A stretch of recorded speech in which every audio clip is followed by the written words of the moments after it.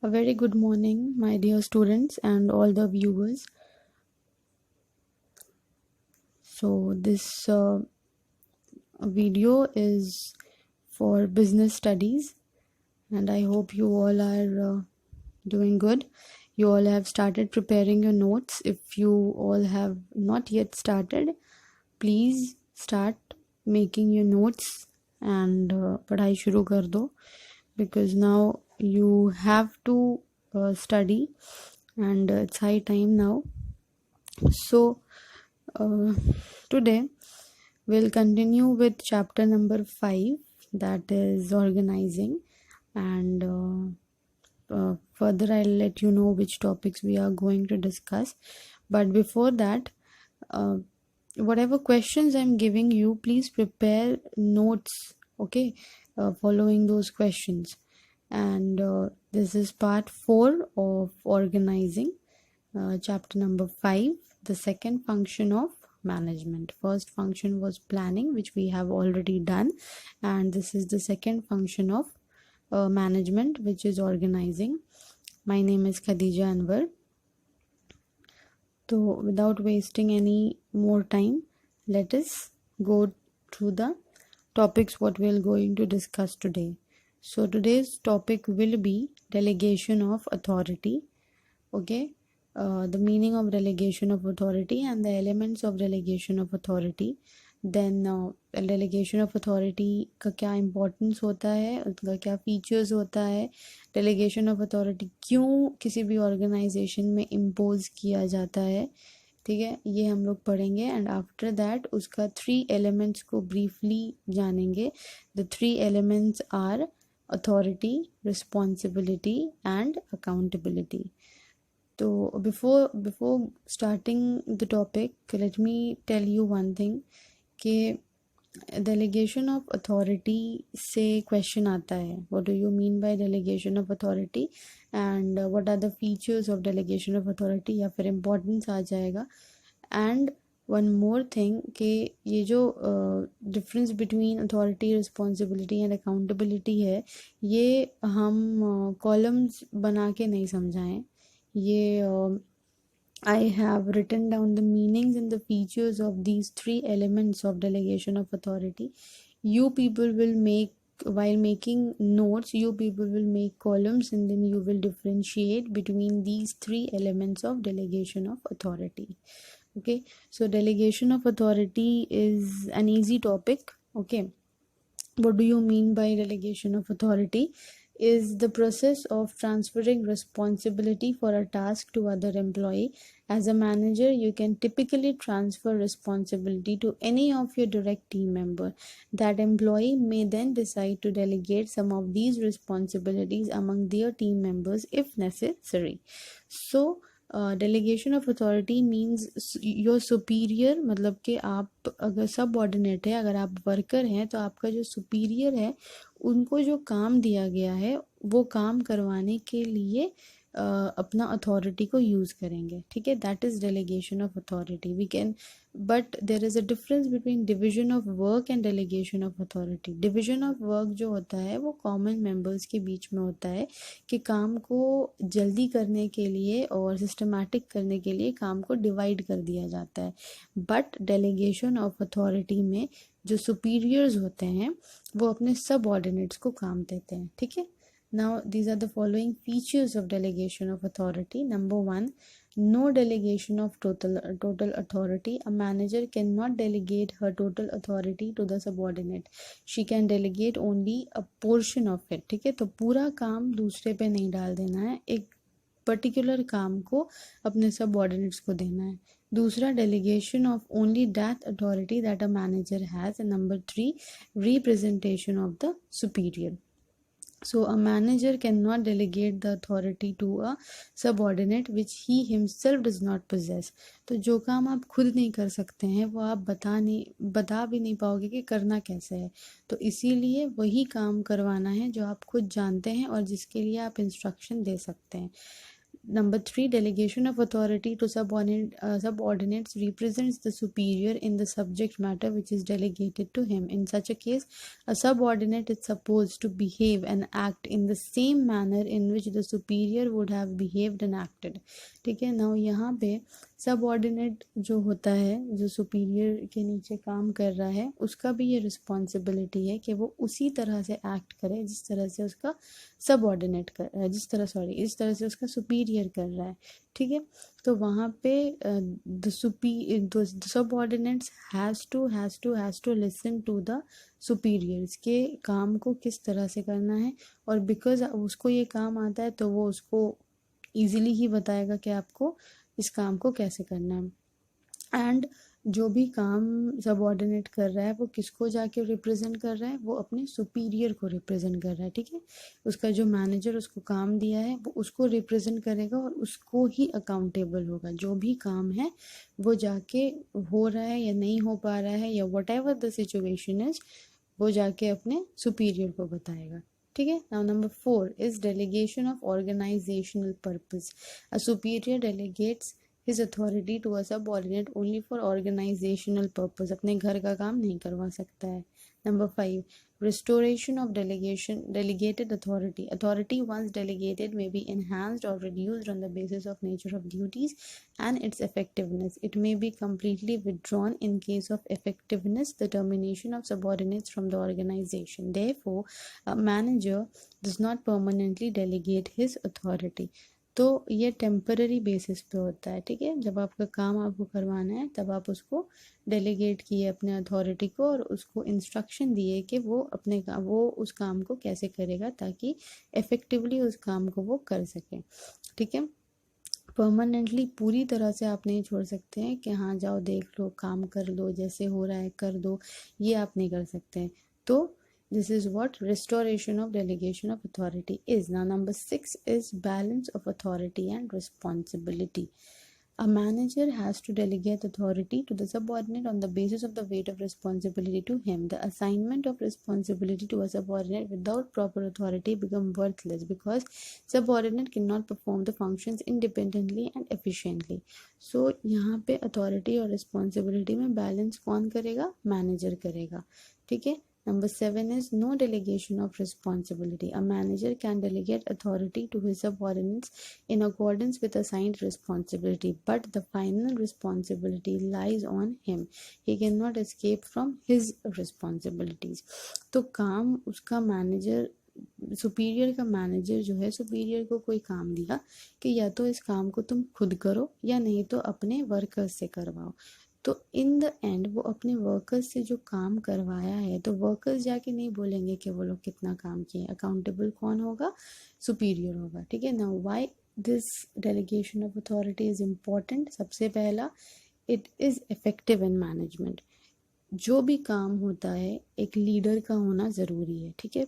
जब टीचर भी पढ़ाती है तो उसको भी गाइड किया जाता है कि उसको क्या और कैसे पढ़ाना है. Number 2, motivation of employees. Every employee is motivated, क्योंकि वो बहुत हाई रैंक के किसी को जाके अकाउंटेबल नहीं है. वो किसको अकाउंटेबल है? वो अपने सुपीरियर को अकाउंटेबल है. ठीक है. So this motivates the employees, क्योंकि बहुत ज़्यादा काम नहीं करना है और काम वही करवाया जा रहा है जो उसको आता है. ठीक है. And it also facilitates organisational growth. So अगर कोई भी काम इतना सिस्टमैटिक वे में होगा, ठीक है, इतने तरीके से होगा, इतना with so many functions and rules के अकॉर्डिंग होगा एंड ऑर्गेनाइजेशनल गोल जो है उसको ध्यान में रखते हुए अगर कोई भी काम होगा तो ऑब्वियसली वो ऑर्गेनाइजेशनल ग्रोथ की तरफ ही बढ़ेगा. ठीक है.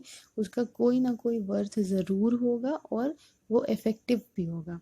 ठीक है. So number 1 is effective management.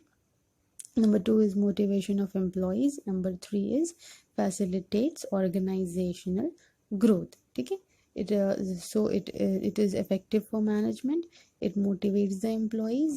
Obviously, it motivates the employees. Some employees can be motivated by such kind of non-financial incentives. और कोई काम अगर अच्छे से बहुत ज़्यादा कर रहा है तो ये भी मेक श्योर किया जाता है कि उसको इंसेंटिव्स दे के, मतलब बोनस अमाउंट दे के, उसके सैलरी के बाद भी थोड़ा ज़्यादा पैसा दे के, incentive is your bonus amount, ठीक है, तो थोड़ा सा और उसका इनकम, उसका जो सॉरी उसका जो सैलरी है उसको इंक्रीज करके एम्प्लॉय को मोटिवेट कर सके, this is incentive.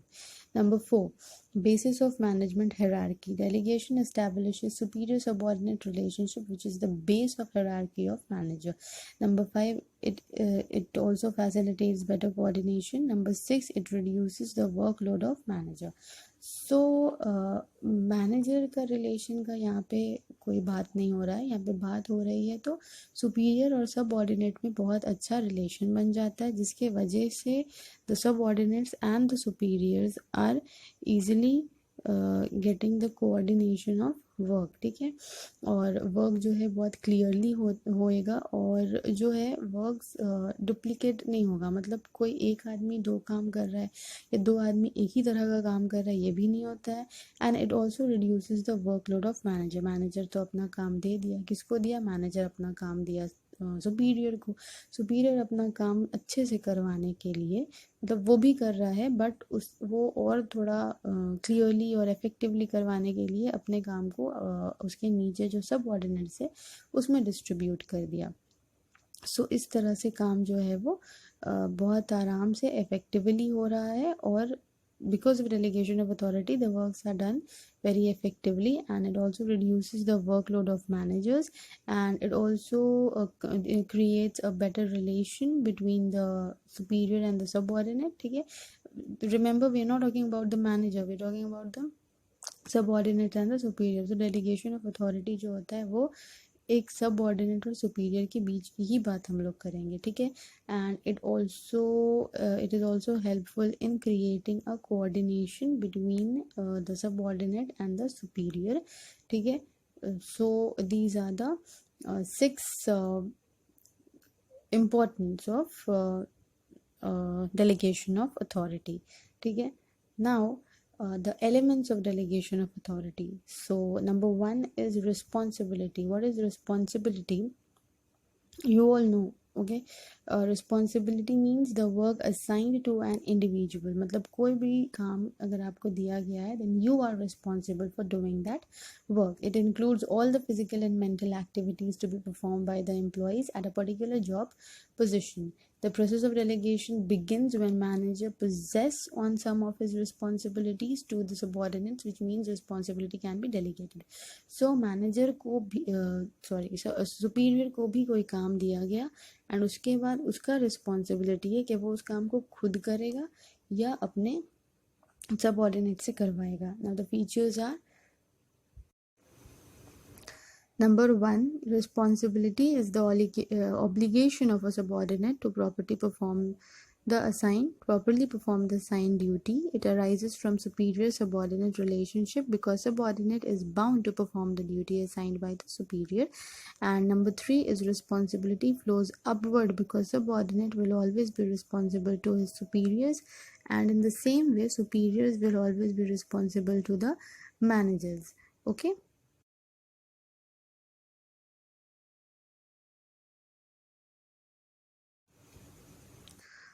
Now, element number 2 is authority, which means power to take decisions, to carry on the responsibilities.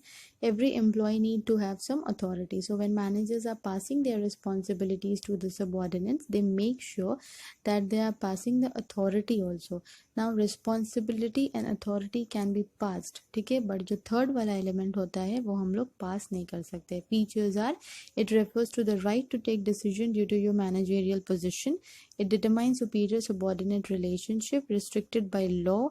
Authority arises from the scalar chain which links various jobs position. It flows upward, जैसे कि responsibility हम लोग पढ़े कि वो upward की तरफ जाता है, उसी तरह authority भी upward जाता है, मतलब कि the subordinates are authorized to the supervisors or superiors, and the superiors are authorized to the managers, and in vice versa ये upward जाता है, ठीक है. and authority must be equal to responsibility, that is authority is equal to responsibility. तो responsibility और authority जो होता है वो सेम ही होता है, but responsibility is not under the law, not restricted by law, but authority is restricted by law and the rules and regulations of the organization. ठीक है, so this is element number 2, that is authority. ठीक है, which means the power to take decisions, so they can make their decisions. Now number 3 is accountability, means subordinates will be answerable, accountable. ठीक है, answerable मतलब accountable for the final output, whether they have completed their task or not. If they have not completed their task, why they have not completed their task.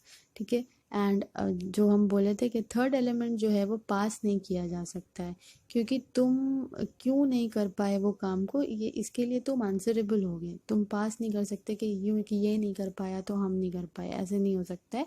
तो अपना completion of task या incompletion of task के लिए कौन responsible होता है, खुद वो सबऑर्डिनेट. इधर द सबऑर्डिनेट्स आर रिस्पॉन्सिबल, अगर काम नहीं हो पाया तो superiors will be answerable to the managers. It also flows upward, and ये जो है रेगुलर फीडबैक पर डिपेंड करता है. ठीक है, रेगुलरली आप कितना काम कर रहे हो, कितना काम नहीं कर रहे हो, अगर नहीं कर पा रहे हो तो क्यों नहीं कर पा रहे हो, तो it can not be passed, it can only be shared. It flows upward, that is subordinates will be accountable to the superiors and the superiors will be accountable to the managers. ठीक है, so with this we have discussed already about the delegation of authority and उससे related जो भी topics था, like the importance, the features and the elements of delegation of authority. Today's lecture is over. Now इसके बाद एक छोटा सा topic रह गया जो हम नेक्स्ट वीडियो में डिस्कस करेंगे, and along with that I will also share some important questions of chapters from the starting till organizing. ठीक है, thank you for watching, take care.